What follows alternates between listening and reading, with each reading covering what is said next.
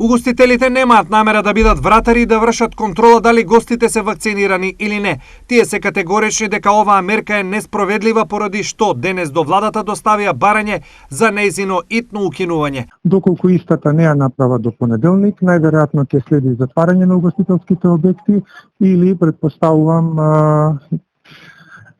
проблеми кои што ќе се појават како резултат на незадоволството не само кај угостителите, затоа што овој проблем не ги тангира само угостителите, по поголемиот дел ги тангира граѓаните на нашата држава. Поред Јосифовски, нивните анализи велат дека само 10% од нивните гости се вакцинирани, што значи дека тие би можеле да очекуваат и промет од само 10%. Сметаме дека владата во најбрз рок на првата наредна седница ќе ја укине мерката со која што побара од угостителите да воведат редари и да вршат селекција и контрола на гостите кои што доаѓаат дали се вакцинирани или не. Што значи моментот кога ќе се воведе мерката во пракса, угостителските обекти ќе останат без гости. Освен ова, угостителите се повикуваат и на Законот за заштита на лични податоци, па прашањето дали некој е вакциниран или не е кршење на законот. Јас лично ќе го затвориме нашиот локал затоа што немаме намера да вршиме селекција на гостите, ниту да вршиме нивна проверка која што навлегува во личните податоци и согласно Законот за лични податоци, во моментов тоа е кршење на истиот и невозможност за примена во пракса. Колку овој сектор е важен, зборува анализата која вели дека во државата се регистрирани